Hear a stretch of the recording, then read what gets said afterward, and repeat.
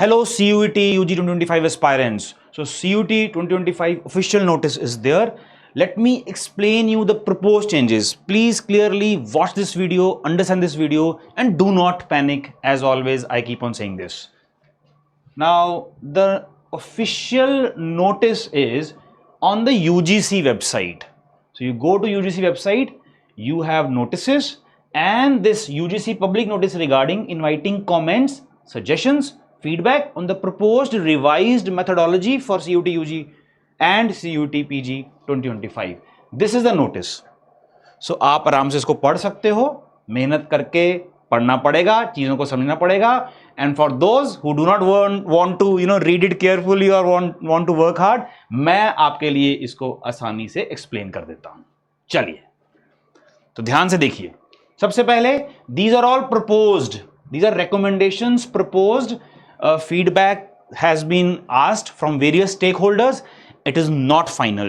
Final notification जब आएगा तब समझ में आएगा कि फाइनली क्या इंप्लीमेंट हुआ है. ठीक है, मैं कंपैरिजन करता हूं with respect to 2024. So CUET UG 2025 vis-a-vis CUET UG 2024. Exam once a year, ये उस नोटिस में है, राइट? लास्ट ईयर भी वंस ईयर था, और rather this year, this is still 2024. Last year means this 2024 paper, और रादर 2023 पेपर, और rather 2022 paper, तो वंस ही हो रहा है. ट्वाइस की बात चली थी बीच में. No, it's not going to happen. So exam once a year, ये पहला, ठीक है, पॉइंट है, जो कोई चेंज है ही नहीं. Then this year the biggest change is computer based test CBT mode, all the papers. Last year it was hybrid.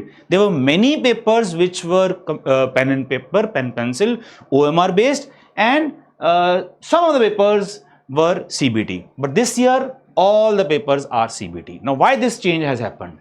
Why this feedback has been considered by UGC? Because offline में logistical issues बहुत आए थे, और दिल्ली में paper cancel भी हो गया था पहले दिन ही, बिकॉज पेपर्स टाइम सिर नहीं पहुंचे, या जो भी है OMR की वजह से प्रॉब्लम्स आई थी स्टूडेंट्स को. OMR सही टाइम पर नहीं मिली, या टाइम सही नहीं मिला, लेट पेपर शुरू हुआ OMR फिल करने का. तो इसको सबको आयरन आउट करने के लिए all the papers will now be computer based test, technology का यूज. समझ में आ गया? ये बड़ा चेंज है. The next big change is maximum of 5 subjects. Till last year, or rather 2024, last year means the last year exam season, or rather 2024, maximum of 6 subjects, including the general test. ठीक है, इस पे हम discussion करेंगे थोड़ा सा इसी video में. So this is another big change. Now you can opt for maximum of 5 subjects, including the language, and general test has also been replaced or rather renamed. We'll see that also. Then this has been in the notice also, allowed to take subjects in the CUET irrespective of the subjects opted in class 12. So whether you have opted a particular subject or not, CUET you can give that subject. It was same also. There were many students who opted for legal studies but did not study legal studies in 12th, because legal studies was mandatory in certain 5-year integrated programs like Banaras Hindu University, Allahabad University, and so on and so forth. तो ये change नहीं है. इस पे एक important point, we will have to see the university guidelines, the respective university guidelines like university of Delhi and so on, कि वो इस पे क्या करते हैं. Because university of Delhi specifically mention करता है कि आप CUET के वही papers, subject papers, domain papers की वो मैपिंग करेंगे जो बोर्ड्स में भी आपने दिए होंगे. वो मेंशन करता है, you are only allowed to take that paper in CUET which you have appeared in 12th. तो ये दिल्ली यूनिवर्सिटी स्पेसिफिकली मेंशन करता है, बाकी यूनिवर्सिटीज इतना स्पेसिफिकली मेंशन नहीं करती हैं. तो we'll have to see Delhi university क्या करता है. क्या ये change with the feedback from the stakeholders इसलिए लाया गया है कि students want to appear for Delhi university irrespective of the paper they have appeared in 12th, ताकि वो CUET के थ्रू उस पेपर को दे सकें. क्योंकि ये भी गाइडलाइंस आ रही हैं UGC की तरफ से कि वो स्ट्रीम न्यूट्रल करना चाहते हैं, कि 12th तक आपने कोई भी सब्जेक्ट्स पढ़े हैं, आप उसके बाद कोई भी डिग्री क्रॉस डिग्री कर सकते हो. मींस ह्यूमैनिटीज का स्टूडेंट साइंस डिग्री कर सके, ऐसी बातें भी चल रही हैं. तो we will have to see for this. As of now CUET आप लास्ट ईयर भी किसी सब्जेक्ट में दे सकते थे, चाहे वो 12th में था या नहीं. इस बार भी सेम है, तो चेंज CUET में नहीं है. हमें देखना होगा दिल्ली यूनिवर्सिटी या जो यूनिवर्सिटीज ये मैंडेटरी करती थी कि आपको 12th में जो सब्जेक्ट्स हैं वही आपको सीयूटी में देने हैं, उसका हमें देखना होगा. We'll have to wait. Stay tuned with IMS, keep on watching this space. हम ये भी आपको बताएंगे. ठीक है, तो आई होप ये क्लियर हो गया आपको. एग्जाम ड्यूरेशन 1 आवर पर सब्जेक्ट पर पेपर, ये भी लॉजिस्टिकली किया होगा, बिकॉज टिल 2024 और last year 45 minutes or 60 minutes. There were some papers which were with 45 minutes time duration, and papers like maths, accountancy, economics, ये वाले में 60 minutes, और general test also was 60 minutes. तो across all the paper, अब across uniformity, homogeneity लाने के लिए test में सब पेपर 60 minutes के हैं. Based on the NCERT syllabus, ये सब सीयूटी 2025 का जो यूजीसी में नोटिस है उसमें से ये गाइडलाइंस हैं. लास्ट ईयर भी सेम ही था, एनसीईआरटी का सिलेबस ही है, इतना ही लिखा हुआ है. हम सिलेबस जो आता है एनटीए की वेबसाइट में सीयूटी के, उसमें 12th का ज़रा सिलेबस है. तो ये भी देखना होगा जब सिलेबस फाइनली आएगा, बट ये भी मोस्ट लाइकली है कि सिमिलर ही है, कोई चेंज है नहीं. तो देखो क्या ही बड़े चेंजेस हैं, अब समझ में आ रहा है ना. ओके, क्योंकि जब आप चीज़ों को डेप्थ में जाते हो, व्हेन यू डेल्व डीपर, तब आपको समझ में आता है कि इतना बड़ा पैनिक करने की जरूरत नहीं है, इतना हल्ला करने की जरूरत नहीं है. ठीक है, आगे बढ़ते हैं. CUET 2025 medium of examination will be in 13 languages. ठीक है, लास्ट ईयर भी 13 लैंग्वेजेस को ही मीडियम ऑप्शन दिया गया था, बिकॉज 2 पार्ट्स में था the first section, 1A and 1B. 1A 13 languages where it was to be opted as a language as well as medium. इस बार भी सेम है, कोई चेंज नहीं है. जो बड़ा चेंज है, जो 20 लैंग्वेजेस 1B में थी वो डिस्कार्ड कर दी गई, डिसकंटिन्यू कर दी गई. Language specific papers to test proficiency are to be conducted as per CUET UG 2024. No change, जैसा लैंग्वेज का पेपर्स लास्ट ईयर तक था वैसा ही है, तो सिमिलर लाइंस पे है, इसमें भी कोई चेंज नहीं है. 20 languages 1B removed completely. Admissions in the programmes of these languages are to be made based on performance in the general aptitude test. General test को जीटी को जनरल एप्टीट्यूड टेस्ट अब ये कहना शुरू किया है. ठीक है, गैट, तो it was GT, now it is GAT. CUET 2024 तक देयर वर 33 लैंग्वेजेस, 13 + 20. ठीक है ना. अब जैसे फ्रेंच है लैंग्वेज, वो रिमूव कर दी गई है, या और फॉरेन लैंग्वेजेस रिमूव कर दी गई हैं. तो अगर कोई स्पेसिफिक कोर्स में किसी यूनिवर्सिटी के you need to have that language compulsory to be opted in CUET और अपीयर्ड, देन उसके लिए अब जनरल एप्टीट्यूड टेस्ट को कंसिडर किया जाएगा. समझ में आ गया. ठीक है, तो इंपॉर्टेंस ऑफ गैट और भी बढ़ जाता है, तो देना ही चाहिए. ये इसको बिल्कुल ऑप्शन में रखना चाहिए कि out of 5 papers 1 has to be general aptitude test. एक लैंग्वेज 3 डोमेन दो. अब क्यों 4 डोमेन देने? ठीक है, आप कहोगे sir we have 4 domains in our 12th standard, but why to give the 4th domain? Because if you pick up Delhi university और any university, the maximum domain which they will consider will be 3. Even if you will give 4 domains, they will pick up best of 3. Now general aptitude देने से obviously options open होती हैं. बहुत videos हैं हमारे channel में, you can watch that. General test और rather GAT GAT general aptitude test, इससे ऑप्शंस बहुत ओपन होती हैं. तो ये आउट ऑफ 5 सब्जेक्ट्स आप जो दोगे, 1 लैंग्वेज, 3 डोमेन, 1 GAT. समझ में आ गया.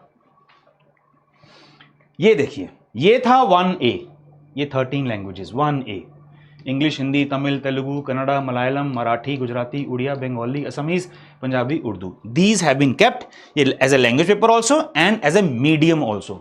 These 20 languages have been removed or rather proposed to be removed. We'll see the final outcome क्या आता है. ठीक है, जैसे मैंने बता ही दिया, इन लैंग्वेजेस में अगर कुछ कंपल्सरी था किसी कोर्स में, तो वो ऑब्वियसली अब GAT के थ्रू कंसिडर किया जाएगा. एक और डेटा आपको दिखाई देता हूं, you will have a better understanding of this.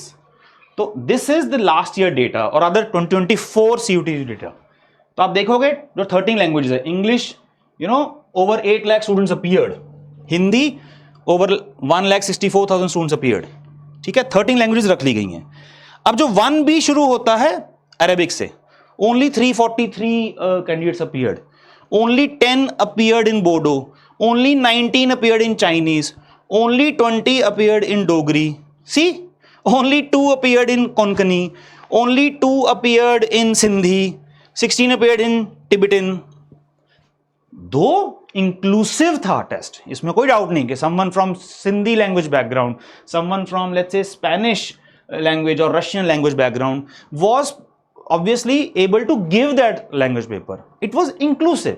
But logistically देखो, केवल 2 के लिए आपको पेपर करवाना पड़ता, केवल 62 स्टूडेंट्स के लिए, 70 स्टूडेंट्स के लिए फॉर इटालियन करवाना पड़ता। तो लॉजिस्टिकल चैलेंजेस की वजह से, फीडबैक लेने की वजह से ये लैंग्वेजेस रिमूव की गई हैं। ठीक है, इसके बदले आपको गैट देना पड़ेगा, GAT।